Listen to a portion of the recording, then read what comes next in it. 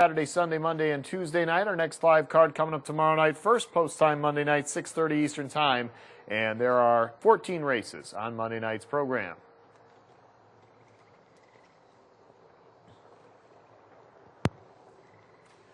The Pacers have reached the backstretch, and they are underway in the finale. Amazing Sophie leaving on the outside. Camp and Kimmy on the inside. And Ideal Classic. Camp and Kimmy slight lead over Ideal Classic.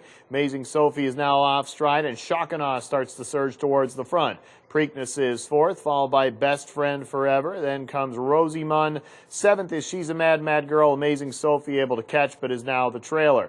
And Shock and Awe takes the lead from Camp and Kimmy and takes this field around the turn to the quarter-mile marker, which they hit in 28-1. One of these distaffers going home with their first ever victory, and right now Shock and Awe is on top. Has hit the board every start this year, is the 4-5 favorite, and is up by a length. Pocket seat for Camp and Kimmy. From fourth, it's Preakness making a charge for Anthony Napolitano, and Shock and Awe not going to have an easy lead. Inside fourth, Ideal Classic is three back, a gap to Best Friend Forever. Rosie Munn sixth around the turn, and at the end, She's a Mad, Mad Girl and Amazing Sophie. Shock and Awe dealing with Preakness as they get to the half in 57-2, 29-1 second panel. Shock and Awe just by a half length as Preakness really pestering on the outside for ANAP, getting a little bit closer to the lead. Camp and Kimmy in a prime spot in third, a gap to Ideal Classic fourth, a bigger gap to Best Friend Forever, and way back to Rosie Munn, She's a Mad, Mad Girl, and the trailer Amazing Sophie. Preakness has hooked up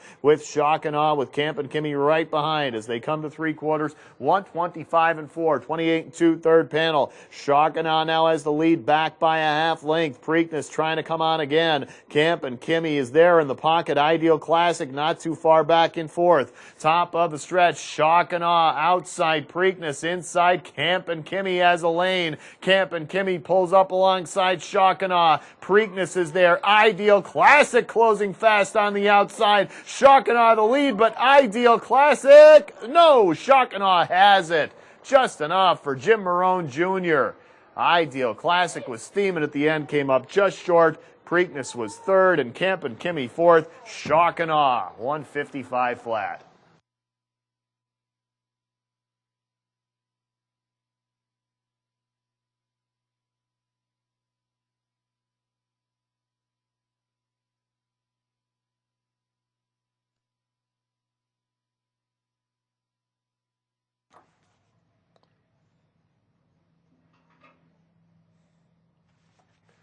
It appeared for a moment like Ideal Classic might have the momentum necessary to slip past Shock and Awe, but Shock and Awe, who's been kind of the queen of the near miss, and in this one, she is just going to hang on for her first ever win.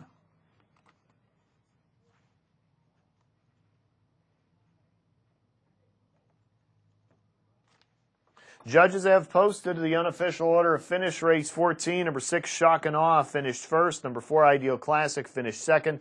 Number 5, Preakness finished third. And number 3, Camp and Kimmy finished fourth. Unofficially 6-4, 5-3 in race 14.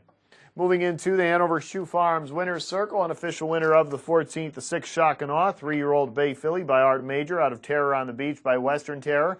Bred by Stephen Eld, Miller Place, New York, Susan Tedesco, Park Ridge, New Jersey, Lawrence Chimmerine of Highland Beach, Florida, and Pint Size Racing of Boca Raton, Florida. The trainer, Joe Pavia Jr., and Jim Marone Jr., his 6th driving win of the night. Shock and Awe, 4-5 betting favorite. 5th start this year, 11th lifetime, and after 8 in the money finishes, finally breaks through with her maiden win in 155 even this evening. The 6, Shock and Awe.